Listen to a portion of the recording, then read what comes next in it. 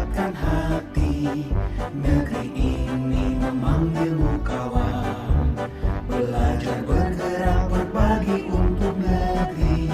Guru penggerak majukan pendidikan, guru penggerakmu hamba pada murid, kreatif rancang pembelajaran. Hargai potensi, tingkatkan prestasi, lahirkan profil pelajar Pancasila. Belajar, bergerak, berbagi untuk negeri, kita menjalin kolaborasi. Saya minta waktu untuk teman-teman untuk mensosialisasi budaya positif di sekolah. Itu tugas saya di guru penggerak. Apa mengenai Satu, kan Sabtu punya waktu, dia pulangnya itu aja. Kan sebagai manajer, teman-teman juga sudah kita dikondisikan ya Pak. nanti bisa informasi ke Ya, baik Pak, terima kasih waktunya dan kesempatannya. Bismillahirrahmanirrahim. Assalamualaikum warahmatullahi wabarakatuh. Puji syukur alhamdulillah saya panjatkan kepada Allah Subhanahu wa taala yang mana pada hari ini kita bisa berkumpul dalam rangka sosialisasi budaya positif modul 1.4 pada aksi nyata saya di program calon guru penggerak Angkatan 7. Salawat serta salam selalu terlimpah terlimpahkan kepada Nabi besar Muhammad SAW yang telah memberikan syafaatnya kepada kita semua. Terima kasih kepada Bapak Kepala Sekolah yang telah memberi waktunya kepada saya untuk mengadakan pengimbasan pada siang hari ini. Terima kasih juga kepada teman-teman semua atas apresiasinya dan telah meluangkan waktunya serta kesempatan ini kepada saya.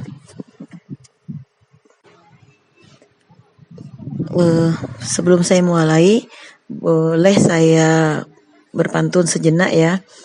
TV rusak jangan dipukul, nanti dia bisa mati. Karena semua sudah berkumpul, maka saya akan mulai presentasi. Baiklah, agenda budaya positif kali ini, agenda yang akan saya jelaskan ada 6, yaitu yang pertama, disiplin positif dan nilai-nilai kebajikan universal. Agenda yang kedua adalah teori motivasi, hukuman, dan penghargaan. Yang ketiga, keyakinan kelas. Yang keempat, kebutuhan dasar manusia dan dunia berkualitas. Yang kelima, 5 posisi kontrol.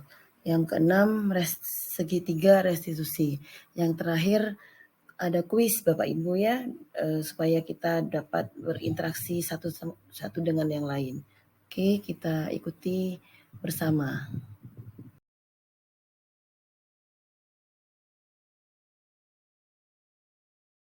Sebelum saya mulai, saya boleh berpantun sejenak. Nanti kalau saya pantun nanti sampean bilang mantap gitu ya Bu ya. Oke, assalamualaikum wahai sahabat, siang ceria makin semangat. Jadi mereka merasa nyaman di sekolah. Jadi mereka tidak tertekan, itu artinya budaya positif. Jadi kita sebisa mungkin tidak menciptakan suasana yang tidak membuat anak-anak tertekan sekolah. Jadi mereka enjoy di sekolah. Jadi intinya tujuan dari budaya positif adalah agar anak-anak bisa belajar dengan menyenangkan gitu. Jadi kita yang menciptakan itu, dan anak-anak juga kalau tercipta sudah seperti itu, anak-anak akan semangat dalam belajar gitu ya. Lanjut Bu.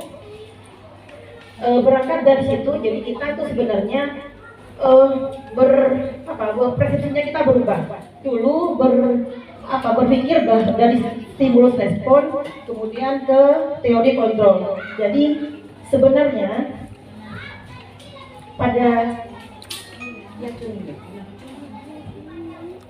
jadi kita bergerak dari stimulus respon dan ke teori kontrol. Jadi pertama kita beranggapan bahwa pada realitanya kita sama, padahal enggak. Kebutuhan dasar mereka juga sama.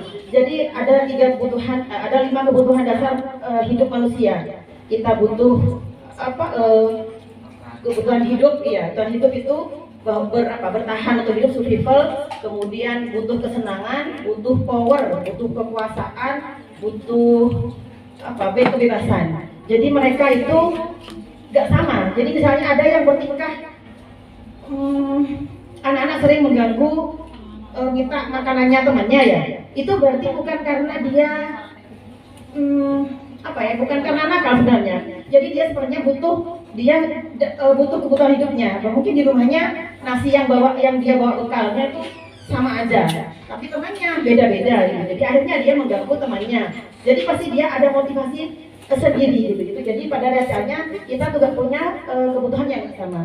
Kemudian setiap orang memiliki gambaran yang berbeda. Lanjut aja Bu. Jadi intinya anak-anak itu berubah itu pasti punya motivasi tertentu. Lanjut Bu.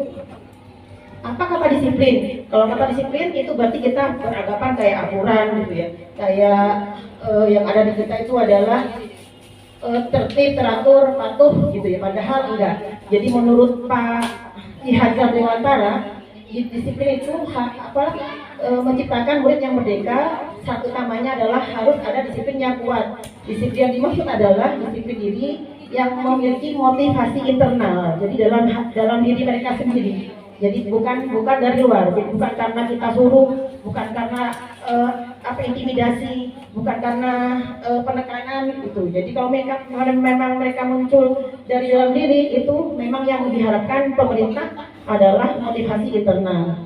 Lanjut Bu. Ada 3 motivasi perilaku manusia menurut Diane Golson. Ya, pertama, orang berubah itu untuk menghindari ketidaknyamanan. Jadi misalkan saya kemarin gak ikut guru penggerak, nggak Pak, saya takut banyak tugas gitu, atau takut sama Pak Heri dihukum. Jadi mereka berbuat itu bukan karena dirinya, tapi karena disuruh gitu, karena disuruh ke sekolah, karena disuruh pemerintah, disuruh apa, itu termasuk bukan motivasi internal. Yang kedua, karena dapat imbalan atau penghargaan. Bentar ya.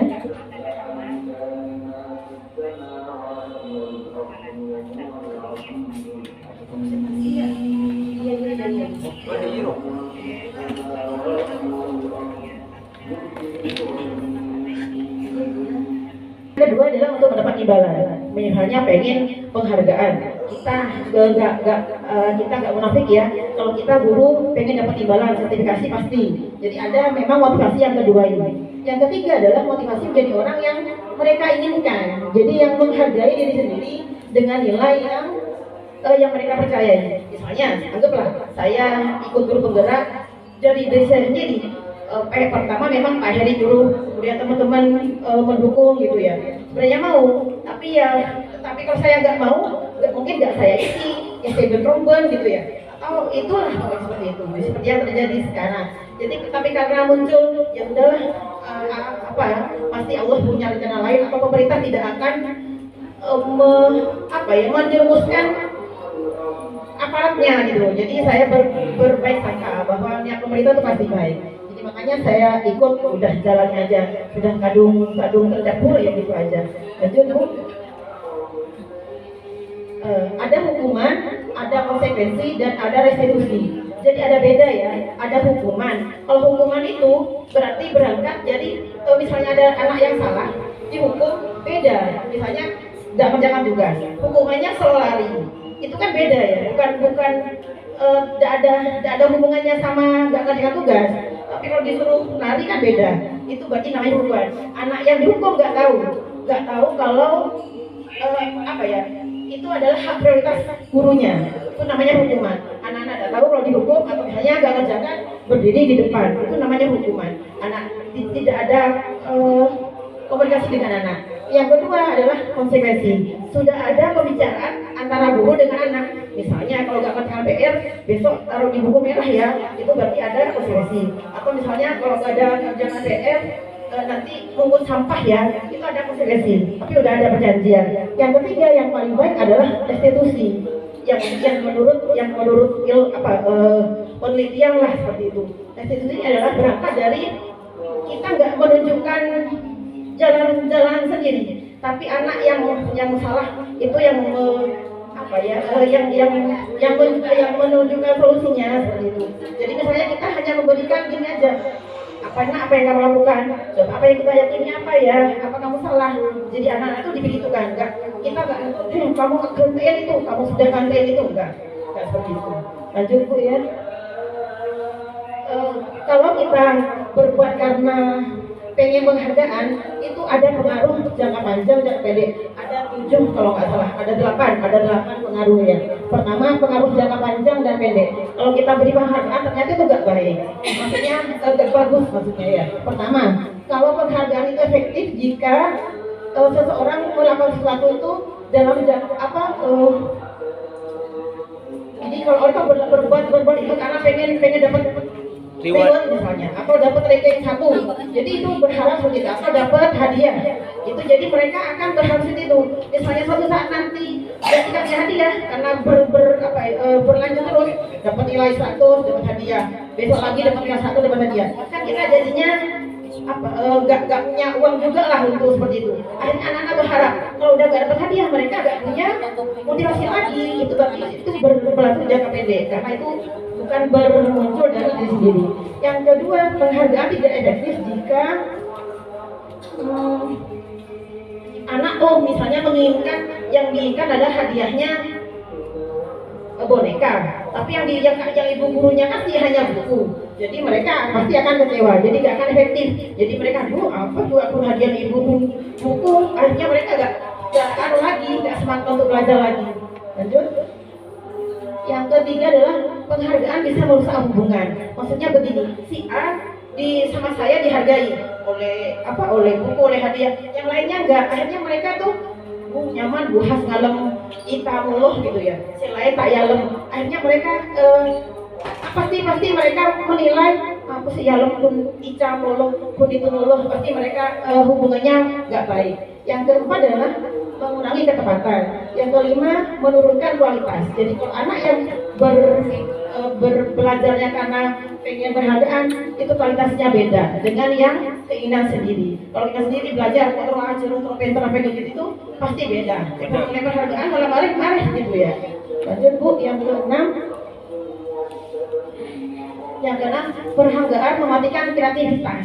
Jadi kalau mereka mengharapkan penghargaan, pasti ketika kreativitasnya itu nggak full gitu ya. Jadi setelah marah, ambuk kerja sudah lah seperti oleh hadiah. Tapi kalau yang memang punya inovasi tinggi, mereka kreativitasnya nggak terbatas. Seperti kok belum puas, kalau belum selesai kok belum puas. Yang ketujuh adalah penghargaan bisa juga menghukum gitu ya. Mereka yang tidak mendapatkan penghargaan dalam sistem dia mendapat kayak seperti hukuman gitu ya. Jadi kalau penghargaan kalau nggak diberi berarti mereka merasa dihukum. Lanjut. Kalau tidak mendapatkan, nih yang ke-8 adalah motivasi dalam diri, disebut motivasi intrinsik. Ini yang paling tinggi lah maksudnya. Jadi andaikan anak itu ini ya, anak yang kelas 1 mungkin kelas 2 yang menggabungkan huruf-huruf dan kata-kata serta menyadari ia dapat membaca, timbul pijar di matanya. Jadi mereka senang sendiri, ternyata bisa gabung. Jadi itu adalah penghargaan yang terbesar. Meskipun tak sabri hadiah, tapi dengan raut wajah mereka yang nampak segar, kemudian cerah, kemudian berpijar, itu sudah berarti motivasi dalam diri. Bangga mereka. Jadi penghargaan itu bisa berupa seperti ini. Jadi itu yang baik. Lanjut. Restitusi. Ada beberapa ciri restitusi. Restitusi ada cirinya 6 kalau nggak salah dia. 1. Restitusi itu bukan menebus kesalahan. Jadi bukan karena restitusi bukan menebus kesalahan. Jadi misalnya Pak Adi memecahkan HP saya, kemudian Pak Adi diganti. Itu bukan menebus kesalahan sebenarnya. Pak Adi harusnya nanti bicara baik-baik, kemudian punya ide sendiri. Begini aja Bu Has, karena saya udah mecahin anunya Bu Has, jadi timbul dari sendiri. Jadi bukan karena untuk menebus kesalahan, tidak. Yang kedua adalah restitusi bisa memperbaiki hukuman. Kalau anak itu dihukum, misalnya keluar dari kelompoknya, keluar dari kelasnya, misalnya sama saya anak itu dijemur ya, mereka pasti malu. Atau misalnya anak disuruh ke kelas lain, nilai saya ini saya tidak menjawab tiket atau nilainya PR, itu mereka malu. Nanti kembali ke kelasnya, mereka itu kembalinya nggak enak kan? Pasti mereka aku dia belum evaluasi ibu, pasti sudah memiliki hubungannya udah nggak baik. Mereka anak-anak pasti begitu ya.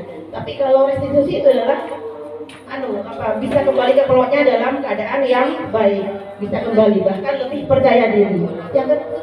Yang ketiga restitusi adalah tawaran, bukan paksaan. Jadi tawari dulu, gimana nih Pak, misalnya, gimana nih Nak, solusinya apa yang bisa kamu lakukan gitu ya. Yang keempat adalah fokus pada karakter, bukan tindakan. Jadi pribadinya dulu. Yang kelima, restitusi bisa menguatkan. Kemudian yang keenam, fokus pada solusi. Kemudian yang ketujuh, restitusi mengembalikan murid yang berbuat salah pada kelompoknya. Yang kedelapan, menuntun untuk melihat ke dalam diri. Yang kedelapan, restitusi mencari kebutuhan dasar yang mendasari tindakan. Jadi misalnya anak itu salah, pasti ada sebabnya. Pasti dia punya kebutuhan dasar yang perlu dia penuhi, makanya dia berbuat itu gitu. Jadi kita cari restitusi kebutuhannya apa. Yang terakhir adalah restitusi adalah cara yang paling baik. Itu ya. Jadi ada dari 3 cara tadi. Ada kebutuhan 5 dasar dari manusia, yaitu adalah survival atau bertahan hidup. Yang kedua, mereka itu memang butuh rasa sayang dan rasa diterima atau love of belonging. Jadi semua kita, kalau kita bisa diterima di kelasnya, bisa diterima di tempat kerja, bisa diterima di keluarganya, itu mereka akan explore gitu. Daripada mereka masuk ahli kantor itu takut ya karena orang-orangnya begini atau bermusuhan, itu gak enak. Pasti mereka butuh, karena semua manusia butuh 5 dan kebutuhan dasar ini. Yang ketiga, butuh kebebasan. Semua butuh bebas. Misalnya saya pengen baju warna merah, pengen baju warna hijau, itu adalah keinginan mereka. Yang keempat adalah kesenangan. Jadi anak-anak pasti tetap ingin senang, itu tetap ya. Jadi misalnya ada itu memang kejadian bahwa anak-anak senang dikejar gurunya. Jadi karena memang mungkin di rumahnya gak bermain-main sama ayah, sama ibu, jadi akhirnya ke gurunya atau ke temannya, akhirnya mereka senang. Jadi kalau misalnya ganggu teman tuh senang, itu ada yang begitu. Kemudian yang terakhir adalah power, jadi kekuasaan. Jadi setiap orang tetap punya kekuasaan, terlalu pengen menguasai di sendiri, berkuasa gitu ya. Lanjut Bu. Lanjut lagi aja. Nanti aja tidak kelihatan. Nah, iya. Jadi kalau hukuman itu ternyata sama dengan identitas gagal. Kalau identitas sukses itu bisa dari konsekuensi tadi sama restitusi. Lanjut aja. Nah, sekarang yang terakhir adalah ada 5 posisi kontrol. Jadi kita misalnya ada ada masalah dengan anak, kita punya posisi penghukum, yang kedua pembuat rasa bersalah, yang ketiga sebagai teman, yang keempat sebagai pemantau, dan yang terakhir adalah sebagai manajer. Kita urai dari yang pertama, sebagai penghukum. Posisi penghukum itu biasanya menghukum dengan fisik. Kadang ada yang jewer, ada yang itu nampar gitu ya, atau enggak, kalau sekarang nggak ada ya. Ya, jadi secara verbal dengan kata-kata biasanya. Kata-katanya hilang ini berarti. Ya, kata-katanya biasanya kamu meloloh gitu ya. Ayo kamu berdiri aja. Itu tuh berarti kata-kata hukum. Jadi nggak ada manisnya sama sekali. Hasilnya murid itu pasti marah dan dendam atau bersifat agresif. Bisa jadi setelah dia duduk itu dia mencoret-coret bukunya, kemudian atau misalnya kalau lebih buruk lagi, dia tuh motor gurunya itu digores atau diapain atau dikempesin lah seperti itu. Lanjut Bu, yang kedua posisi membuat rasa bersalah.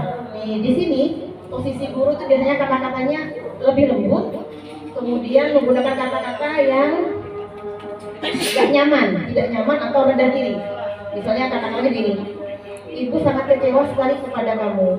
Berapa kali sih bapak harus memberitahu kamu ya? Gimana coba kalau orang tua kamu yang ibu beritahu gitu. Jadi kita memelas gitu sama anak-anak itu. Itu sepertinya ibu kecewa, udah kecewa sekali. Jadi anak tuh merasa nggak jadi apa-apa gitu. Oh iya ya, kok jadi penyebab ibu roh marah, kok aku jadi anak yang nggak berguna itu. Jadi itu kasihan. Jadi mereka akan merasa rendah diri gitu ya. Lanjut Bu, hasilnya ini ya, kalau jadi akan mengecewakan bapak ibu gurunya. Kemudian menjadi orang yang gagal. Lanjut. Sebagai teman, ya karena kita di guru jadi menjadi posisi sebagai teman. Ini tidak menyakiti murid, tapi berupaya mengontrol melalui persuasi.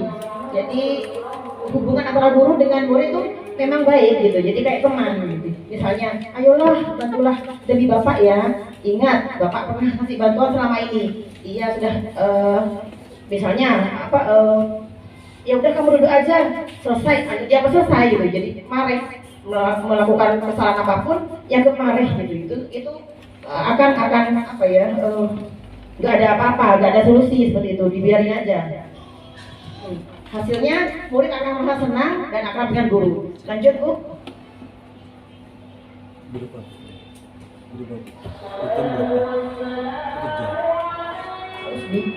Tahu. Ya, kalau ini posisi mata itu biasanya kita udah tahu. Oh, Dani ini penyebab apa? Troublemaker mulu. Udah tahu. Oh, sering lambat, misalnya nggak pernah kerjakan PR, sering ganggu temannya, udah tahu. Jadi kita udah punya data tentang anak itu. Tapi ini nggak enak juga karena konsekuensinya yang mudah adalah kalau dia guru tidak menunjukkan emosi yang berlebihan, dia bisa berbuat salah dan tidak nyaman dan harus tinggal kelas jadi misalnya ada emosi. Ya, ini ya. Jadi misalnya paham Pak. Jadi mereka itu sebagai pemantau jadi tahu ada solusinya juga gitu ya. Lanjut Bu. Bahasanya datar, bahasa umumnya formal. Nah, terakhir adalah posisi manajer. Nah, ini yang kita harapkan. Kita sebisa mungkin ada di pemantau dan manajer. Kalau yang penghukum, pembahasan bersalah sama teman tuh, teman boleh sekali-kali teman pemantau. Jadi minimal ada di pemantau sama manajer. Jadi di manajer ini posisi di mana guru bersama dengan murid mempersilahkan murid mempertanggungjawabkan perilakunya, mendukung murid agar menemukan solusi atas permasalahannya sendiri. Jadi akan berkata gini, apa yang saya yakini? Jadi kita udah buat keyakinan kelas dulu.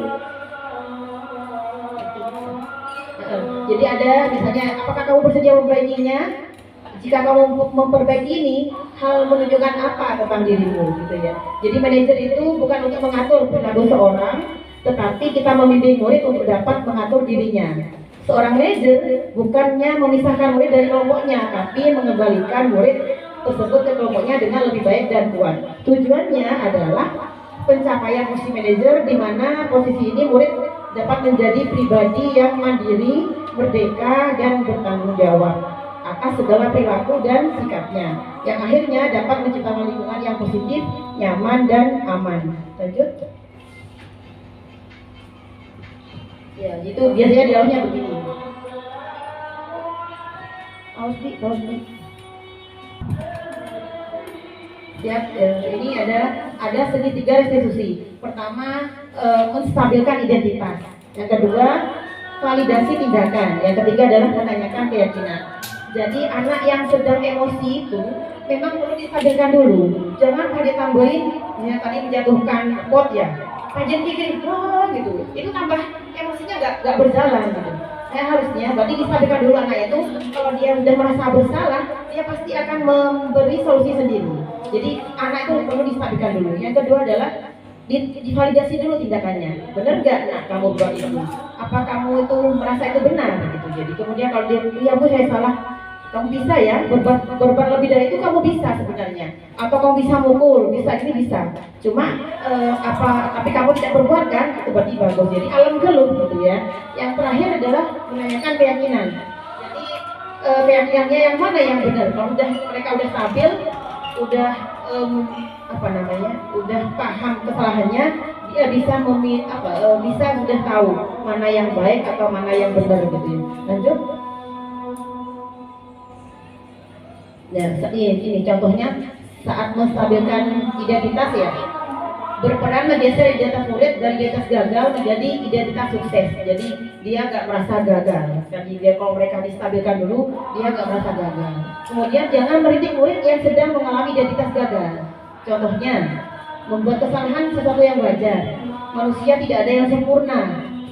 Kita bisa memperbaiki masalah ini kan, gitu ya. Kemudian kita tidak, jadi ibu tidak akan menaikkan kesalahannya, nggak usah. Jadi nggak dipermasalahkan kesalahannya, supaya mereka nggak tambah masa bersalah. Jadi itu. Jadi kalau anak sudah digitukan, nggak mungkin mereka akan emosi. Jadi kita butuh 30 detik saja bisa membuat situasi yang sulit menjadi kooperatif. Jadi kalau tambah marah-marah, mereka nggak bisa. Gitu. Lanjut yang kedua, Bu. Validasi tindakan. Jadi ini berupaya memenuhi kebutuhan tertentu. Jadi mereka memang butuhnya apa mereka berbuat itu. Apa tadi jadi butuh dasar tadi itu ya. Apa yang kasih sayang, apa yang bisa diterima, apa memang kebutuhan hidupnya, atau butuh kesenangan atau power gitu ya. Itu jadi mereka. Pertanyaan seperti ini, kamu bisa saja bertindak gegabah. Tuh, kamu bukan melakukannya sama suatu alasan tertentu kan. Jadi mereka punya alasan gitu ya.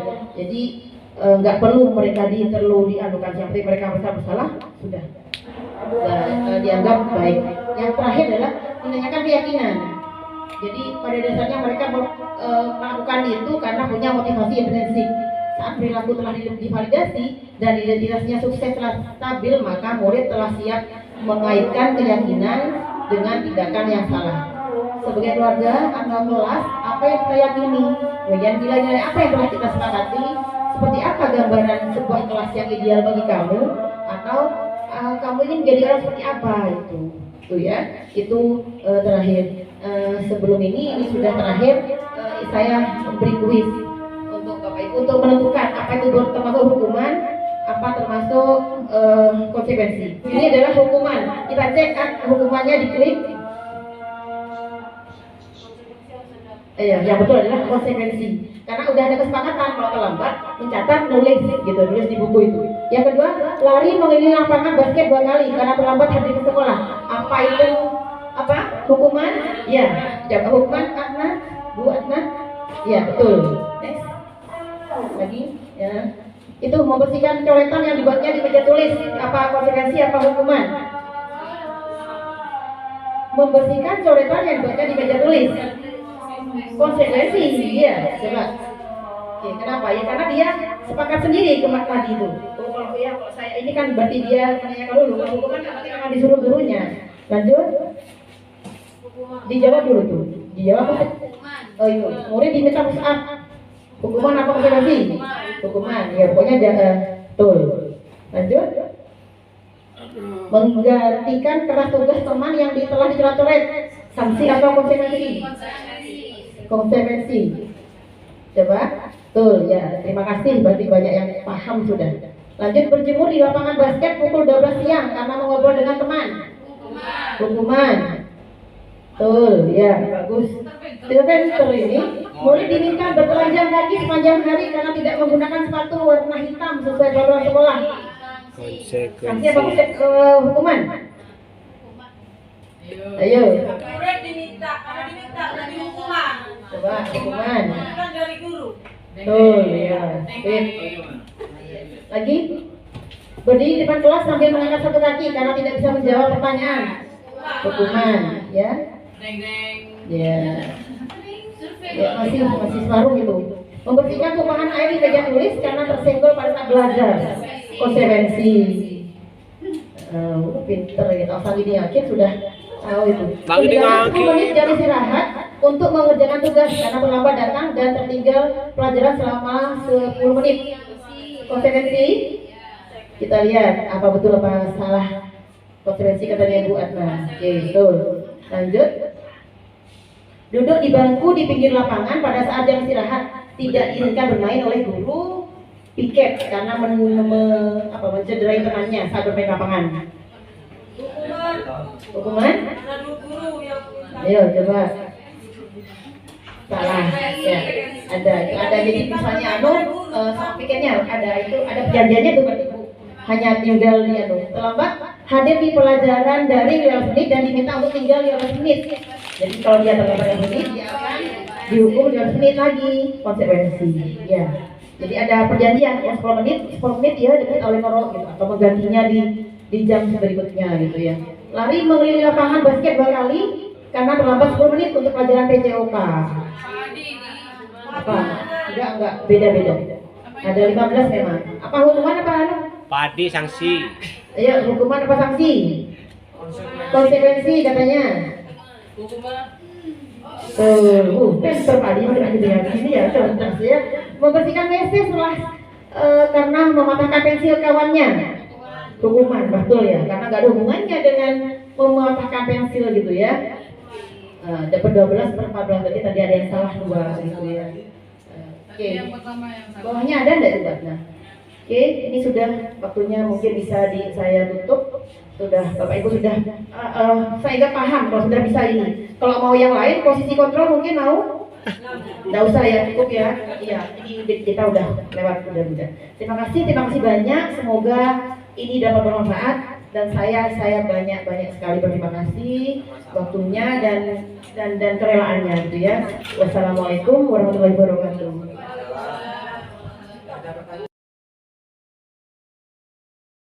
Sampaian sosialisasi kemarin saya budaya positif, bagaimana kekurangannya atau pemahamannya sampean, menurut sampean gimana? Jadi untuk perbaikan saya nanti ke depannya. Ya Bu, berkaitan sosialisasi kemarin budaya positif di sekolahan, menurut dari penyampaian panjenengan kemarin, menurut saya itu sudah bagus untuk apa itu detail-detailnya, materinya, rinciannya itu sudah disampaikan semuanya sehingga teman-teman bisa jelas, paham dan mengetahui tentang literasi atau tentang pengetahuan berkaitan dengan budaya positif yang ada di sekolah. Tapi ya mungkin ada sedikit yang perlu dikoreksi, yang perlu dibenahi masalah itu mungkin maaf ya Bu, ini dari saya sendiri mungkin dari penjelasan kemarin itu mungkin dari segi contohnya itu agak detail seperti itu. Misal contohnya kayak budaya positif memberikan hukuman, siswa tidak boleh diberikan hukuman, itu harus diberikan contoh yang jelas, yang detail seperti itu. Mungkin ada yang lain-lain, jadi bisa fokus, kita bisa mengetahui permasalahan kita di sekolah ini. Langsung contohnya itu langsung pada kasusnya siswa yang mungkin terjadi di sekolah kita. Seperti itu Ibu, kalau menurut saya. Ya mungkin saya rasa sudah bagus dari penjelasan panjenengan kemarin. Ya mungkin yang perlu ditambah alangkah baiknya jika untuk contohnya itu diperjelas atau diperdetail, terutama yang mengacu kepada siswa kita sendiri. Ada kasus yang ada mungkin bisa diangkat seperti itu Bu Nur. Ya mungkin itu aja, bagus kemarin sudah dari penjelasannya juga oke, seperti itu, mantep Bapak Ibu. Oke, terima kasih. Ya, terima kasih mengenai tanggapan materi yang sudah disampaikan oleh Bu Nur Hasana kemarin. Saya itu bersyukur sekali karena dari sebelumnya saya belum paham tentang mengenai macam-macam hukuman. Itu ada hukuman, ada konsekuensi, ada lagi restitusi. Jadi disitulah saya mendapatkan ilmu. Nah, jadi terima kasih banyak atas ilmunya. Untuk yang harus saya koreksi, bukan koreksi, sebetulnya masukan di dalam menyampaikan materi, mungkin karena waktu yang sangat ya kurang atau singkat sekali, sehingga menurut saya penjelasannya agak cepat gitu Pak. Hanya itu saja. Untuk yang lainnya sudah alhamdulillah kami banyak menimba ilmu. Terima kasih. Untuk kemarin yang penyajian Donor Hasanah terkait dengan budaya positif itu bagus sekali kalau nanti bisa terus ditularkan sehingga menjadi sebuah budaya, bagaimana budaya positif itu menjadi budaya di sekolah kita. Itu apa namanya, kemarin teman-teman antusias itu mengikuti. Hanya Bu Has perlu belajar untuk menjadi presenter yang baik gitu ya, menjadi presenter yang baik, jadi bagaimana berbicara, ditata, tidak terlalu cepat gitu ya. Tapi luar biasa kemarin sudah bagus. Karena itu terima kasih Pak, itu bagus sekali.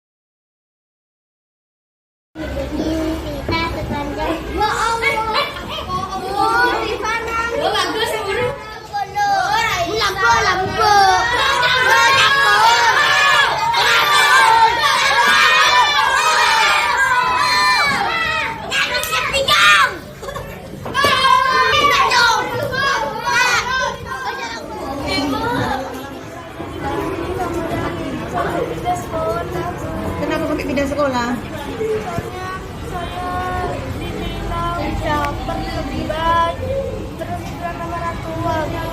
Oke, dipanggil. Coba ke sini semua ya. Dani, siapa lagi? Bagus. Siapa tadi? Ada kejadiannya apa? Ada apa lagi? Silakan ke sini. Sengaja. Kenapa sengaja? Mau bercanda. Kalau bercanda boleh enggak? Kalau bahaya enggak kalau kursi itu? Bahaya ya, kalau tulang ekornya itu tahu pernah ada kejadian tulang ekor itu bahaya enggak ya?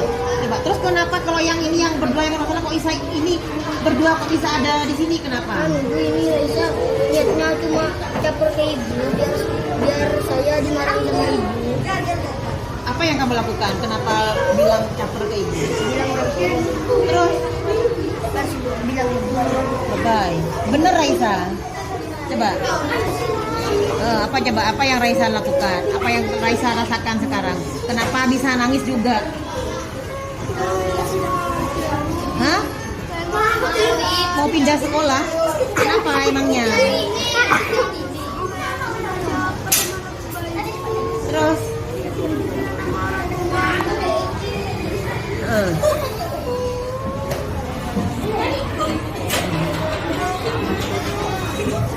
Saya pas bully Raisa. Oh, bilang apa aja? Bilang caper, apalagi? Bilang ngomong kasar. Ngomong kasar.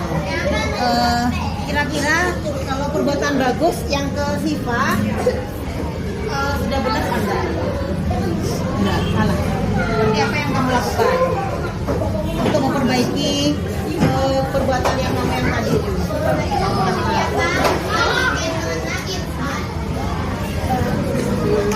Gai-gai nggak boleh lagi. Ya itu bahaya. Ya ya. Coba sekarang yang Dani, yang kamu rasakan kalau Siva ini Reza biar gak nangis itu gimana? Kalau anak-anak puasa ya Oh sakit juga, ya ternyata kalau kamu merasakan juga ya sakit, gak enak juga dibully sama teman-teman seperti itu. Terus tindakannya kamu apa? Minta maaf, saya minta maaf. Udah, itu aja. Ya, coba saling minta maaf. Sudah ada dendam. Aisyah, ada dendam. Udah, tetap ngobrol di sini kan? Berarti kamu masih sakit hati gitu ya? Coba Dani ya, nanti dipikir apa kira-kira kalau kita dibully orang itu enak enggak? Enggak enak, ya enggak enak kan ya? Iya bisa minta maaf, kamu bisa ini saling anu dulu. Kembali ke tempatnya masing-masing.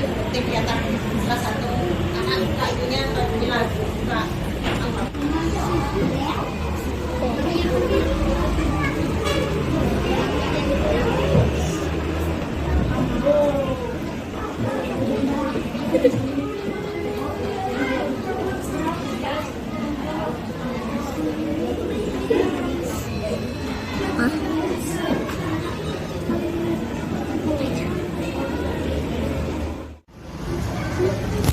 ya. Ibu, ada yang nyontek ulangan matematikanya punya saya. Oh gitu ya? Ya bentar lagi anonin ya. Ya. Boleh bisa ke depan sama ibu?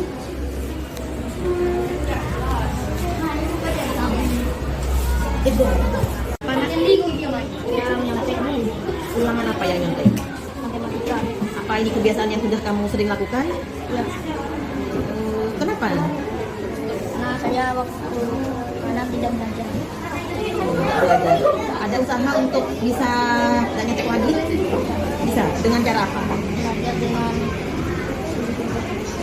Benar bisa siap admin siap?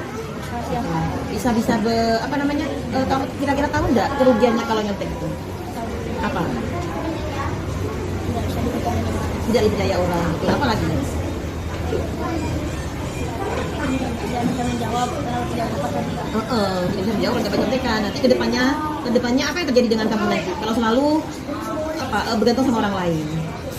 Kedepannya kamu nanti udah besar atau nanti kelas 6 gitu ya. Kan misalnya nggak bisa nyontek. Gimana? Kalau misalnya aplikasinya kayak tadi nggak gandanya nggak bisa dibuka, dikunci. Kemudian aplikasinya nggak bisa buka lain. Ke teman juga nggak bisa. Coba kira-kira kerugiannya apa itu nanti? Tidak bisa menjawab. Ya akhirnya yang rugi kamu sendiri. Akhirnya kamu nanti nggak bisa menyelesaikan ujiannya itu gitu ya. Apa kejadian ini sudah berkali-kali?